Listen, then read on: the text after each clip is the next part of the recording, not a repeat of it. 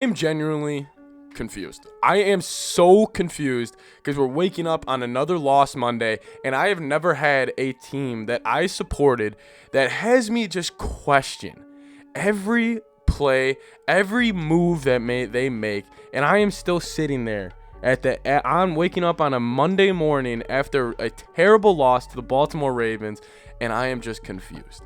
I am confused with what the Vikings try to accomplish, with what their game plan is, with what their philosophy is. I am just confused. That is the number one takeaway I have. I'm going to be getting into Klint Kubiak in this video because he had probably one of the worst games I have ever seen from an offensive play caller in my goddamn life. He has had games this year where I have just sat back and I have just said, oh my God, who do we have calling plays? He looks like he gets his plays from Madden. And then Mike Zimmer. The fact that what time is it? It's 10:32 on a Monday morning when I'm recording this, and he is still not fired. Mind-boggling to me. Anyways, this is my game review, game recap. I am just confused with the Vikings. Let's get into it right now. So there aren't many times in NFL, NBA, MLB where I sit there and I think I know more than the coach. I always normally think, what, the coach is there for a reason. I know a bunch of us fans, we like to think like, oh, I could go do that. I could go be a play caller. And you know what? Sometimes when I hear fans say that, I laugh at them. I'm like, oh, shut up. Like, you have no idea what you're talking about. But on Twitter yesterday, I saw a bunch of people saying like, oh, I could call plays better than Klint Kubiak. They're 100% right. This is the one situation where I thought maybe 75% of the Vikings fan base could call a better game than Klint Kubiak called yesterday. The thing that just drives me crazy about this Vikings offense, and this is where we'll start with this game reaction and review, is because the offense drove me absolutely crazy yesterday, is they seem to do the same thing over and over again and expecting different results, but the same thing keeps happening, aka the definition of insanity. The amount of times the Vikings come out under center, first down, they'll either go handoff for 2 yards, or it'll be play action that will go nowhere because play action hasn't worked for probably about 12 games for this team. Probably since about midpoint last season was when the last time a good play action play worked for this Minnesota Vikings. So then you get in the second and long, and then you think you can throw them off, and then they'll either go like fullback screen or tight end screen, and then it's 3rd and 7, 3rd and 8, and this is the problem. Kirk Cousins, he's a great quarterback when the whole play is online and he can deliver a dot. I have full faith in him to do that. But when it's 3rd and long and the play just needs to be made to get the first down, that's not his strong suit. We've seen it all year. The Vikings have struggled in 3rd down the entire season. They're not a good 3rd down offense because they get themselves in 3rd and longs. Not many quarterbacks are good at 3rd and longs, especially Kirk Cousins. So the play calling, the lack of aggressiveness on 1st and 2nd down just mind boggles me.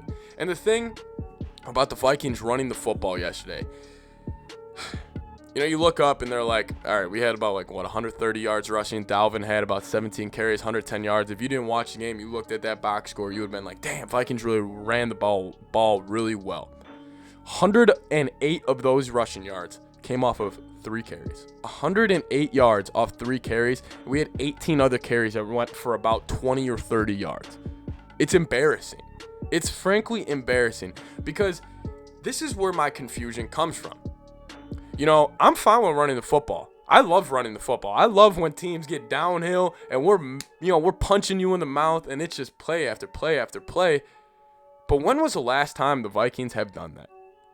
Be honest. I want everybody to think about this right now.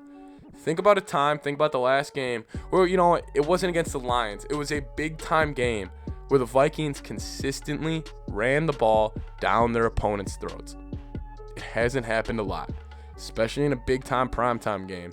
I like how everybody goes after Kirk and Zimmer's record in primetime game, which I get. They have been terrible. I'm not trying to let them off the hook. They got some videos coming out on just those two later this week. But when was the last time Dalvin Cook and this running offense have had a big-time moment in a big-time game? It hasn't happened a lot. So that's why I get confused. You're clearly not this elite running team that you try to front yourself as, but you still come out in 2 tight end, I formation, fullback, tight end, and you have these three amazing cars. I mean, the way I like to describe it is the Minnesota Vikings. It's like they got 4 cars. They have a really nice Honda Civic outside of their driveway. You know, it's never parked in the garage, and that's Dalvin Cook, and he's awesome. Like, you know what? He'll always be reliable. You know, he won't always take you over the top because running offenses or the Vikings running offense, you know, it won't take you over the top. But Dalvin Cook, he'll do enough. He'll be okay. A nice 2021 Honda Civic. Then you look in the garage, and you got a Ferrari, you got a Mustang, you got the nicest BMW you can have in KJ Osborne, and you got that Ferrari and Justin Jefferson, that Mustang, that old school Mustang and Adam Thielen, and you never open up that garage. You open that garage maybe when it's a nice day and the weather is perfect and you know you won't get any dirt on them. Open that garage when it's snowing. Open that garage when it is 3rd and 1 and you want to take a shot deep, or it's 1st and 10. Just, my God, Clint Kubiak, come out in shotgun on 1st down one time. I really thought the offense really lost this game for the Vikings. And you look up, you're like, you know, they had 31 points. Yes, the defense did not do good, but there's context to everything in life. Listen, Baltimore Ravens, Lamar Jackson, he's 25-2 when facing a team for the first time. It's tough to get a scouting report on him because his speed, it doesn't translate. Danielle Hunter wasn't there. Michael Pierce wasn't there. Patrick Peterson wasn't there. Harrison Smith got knocked out of the game early. The defense gave you 2 interceptions, one that was inside the red zone. Andrew Bynum returned the 1 interception to the 17-yard line. You got a kick return. You got a damn kick return. And this offense still does not know how to put your damn foot on somebody's throat. I get the defense did not show up yesterday. The offense lost us this game. And I know Zimmer, and this could be his philosophy of running the ball, and he needs to go too. I'm not saying this takes Zimmer off the hook.